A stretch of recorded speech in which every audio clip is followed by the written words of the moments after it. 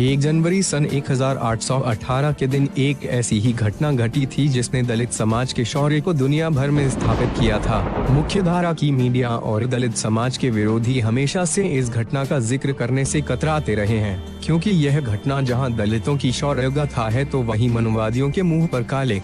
बहुजन समाज के लोगों का इस घटना को जानना बहुत जरूरी है। इस महान गाथा में 500 नायकों ने हिस्सा लिया था। ये सारे लोग बहुजन समाज के नायक हैं। इस ऐतिहासिक दिन को याद करते हुए डॉक्टर बाबा साहेब आम्बेडकर प्रतिवर्ष 1 जनवरी को उस महान स्थान पर जाकर उन वीर दलितों का नमन किया करते थे। यह दिन कोरेगांव के संघर्ष के विजय का दिन है, जिसमें महारों ने ब्राह्मणवादी पेशवाओं को धूल चटा दी थी। भारत में अंग्रेजी राज की स्थापना के विषय में सामान्यतः लोग यह मानते हैं कि अंग्रेजों के पास आधुनिक हथियार और सेना थी, इसलिए उन्होंने आसानी से भारत पर अपना अधिकार स्थापित कर लिया। लेकिन सच्चाई यह है कि अंग्रेजों ने भारत के राजाओं महाराजाओं को अंग्रेजी सेना से नहीं बल्कि भारतीय सैनिकों की मदद से परास्त किया था। अंग्रेजों की सेना में बड़ी संख्या में भर्ती होने वाले ये सैनिक कोई और नहीं बल्कि इस देश के अछूत कहलाने वाले लोग थे। जानवरों सा जीवन जीने को विवश अछूतों को जब अंग्रेजी सेना में नौकरी मिली तो बेहतर जीवन और इज्जत के लिए ये अंग्रेजी सेना में शामिल हो गए।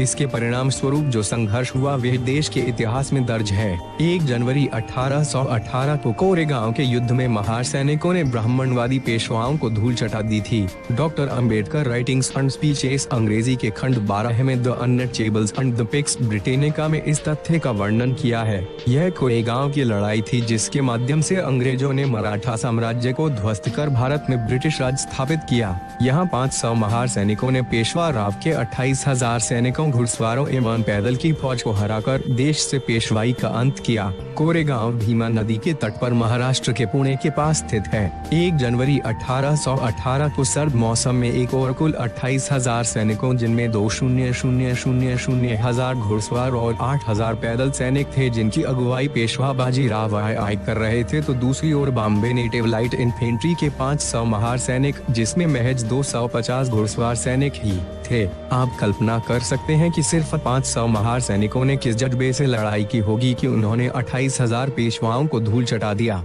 दूसरे शब्दों में कहें तो एक और ब्राह्मण राज बचाने की फिराक में पेशवा थे, तो दूसरी ओर पेशवाओं के पशुवत अत्याचारों से बदला चुकाने की फिराक में गुस्से से सितम तमाए महार। आखिरकार इस घमासान युद्ध में ब्रह्मा के मुख से पैदा हुए पेशवा की शर्मनाक पराजय हुई। 500 लड़ाकों की छोटी सी सेना ने हजारों सैनिकों के साथ 12 घंटे तक वीरता पूर्वक लड़ाई लड़ी। भेदभाव से पीड़ित अछूतों की इस युद्ध के प्रति दृढ़ता का अंदाजा इसी से लगाया जा सकता है कि महार रेजिमेंट के ज्यादातर सिपाही बिना पेट भर खाने और पानी के लड़ाई के पहले की रात 43 किलोमीटर पैदल चलकर युद्ध स्थल तक पहुँचे। यह वीरता की मिसाल है। इस युद्ध में मारे गए सैनिकों को श्रद्धांजलि देने के लिए एक चौकोर मीनार बनाया गया है, जिसे कोरेगांव स्तंभ के नाम से जाना जाता है। यह महार रेजिमेंट के साहस का प्रतीक है। इस मीनार पर उन शहीदों के नाम खुदे हुए हैं जो इस लड़ाई में मारे गए थे। 1851 में इन्हें मेडल देकर सम्मानित किया गया। दलित आदिवासी समाज को अपने पूर्वज उन 500 महार सैनिकों को नमन करना चाहिए, क्योंकि इस युद्ध में पेशवा की हार के बाद पेशवाई खत्म हो गई थी और अंग्रेजों को इस भारत देश की सत्ता मिली। इसके फलस्वरूप अंग्रेजों ने इस भारत देश में शिक्षण का प्रचार किया, जो हजारों सालों से बहुजन समाज के लिए बंद था। जिस तरह बाबा साहेब आम्बेडकर प्रतिवर्ष 1 जनवरी को कोरेगांव जाकर उन वीर दलितों का नमन किया करते थे, हमें भी उन वीरों के प्रति श्रद्धांजलि व्यक्त करनी चाहिए और अपने पूर्वजों के शौर्य को याद कर गौरवान्वित होना चाहिए।